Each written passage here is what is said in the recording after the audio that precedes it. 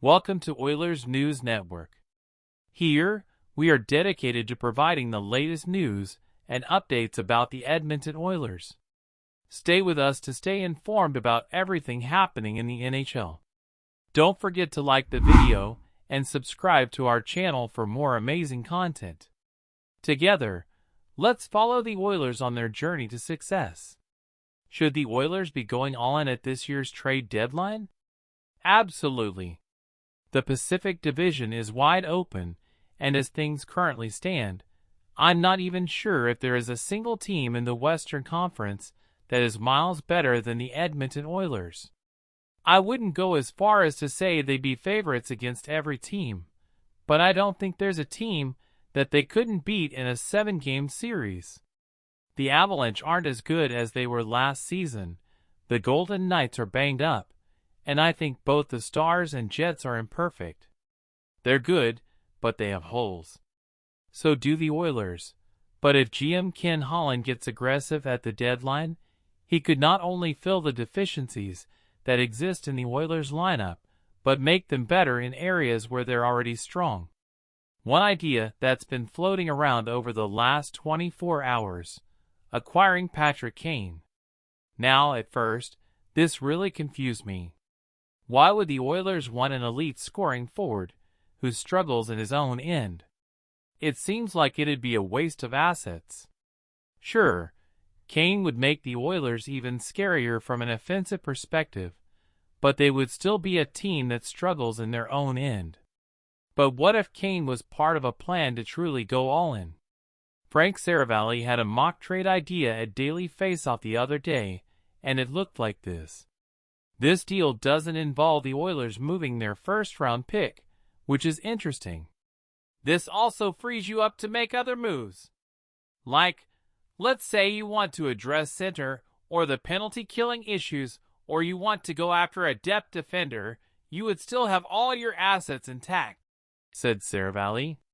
He mentioned Red Wings defenseman Ali Mata, Blues center Noel Acciari, and Blackhawks forward Sam Lafferty.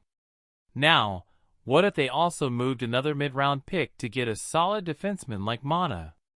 Then another mid-round pick for a piece like Acciari, who would make them stronger down the middle and tougher to play against in their bottom six. It seems like a lot, but they have their third-round pick this year and their fourth-round pick next season that could be used in these deals. All of a sudden the Oilers would be better defensively, have a stronger bottom six, and their top six would feature a collection of skill that would be absolutely unmatched. Yes, they'd have to sacrifice a high-end prospect in Xavier Bourgault, but they would still have their first-round pick this year in a very deep 2023 NHL draft. This is clearly a bit of a dream scenario. I think that expecting Holland to make 3 trades is asking for a lot. But the point I wanted to make is that there are layers to this. Hearing they're interested in Patrick Kane, which Frank Savarelli said on Oilers Nation Everyday earlier this week, doesn't mean they're going to ignore the other holes in their lineup. Also, going all in doesn't mean you have to trade your first-round pick. Maybe there are ways to get more creative when it comes to upgrading this roster at the trade deadline. The team really does need to be pushing some big chips into the middle this year, because they can't afford to let another year of having Connor McDavid and Leon Draisaitl go by without saying they didn't do everything in their power to win. But there is also a balance that must be had. You can't just trade 3 first-round picks and a top prospect at one trade deadline, because then you'll be out of the mix at future deadlines. Tampa Bay has sacrificed a lot of first-round picks in the past, but a lot of the time they do it in exchange for players with control. Think of Blake Coleman, Nick Paul, and Brandon Hagel. These were young players that helped the Lightning for multiple runs. If the Oilers are going to move their first, I would imagine that they would want a piece that can help for multiple years.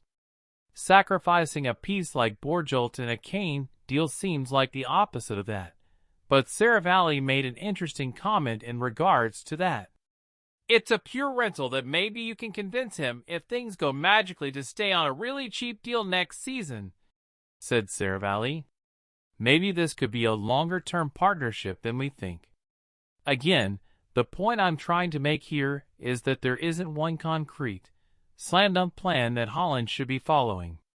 There are plenty of different ways that he can go, and going all in doesn't just mean sacrificing the first-round pick for a pure rental. Things are fluid, and they can really change over the next 16 days, so buckle up, Oilers fans. If you want to hear Frank's take on the Erik Karlsson rumors and also what the Oilers could do with Jesse Puljujarvi, you can watch his full hit here. And that's it, folks. Thank you for watching another episode of Oilers News Network.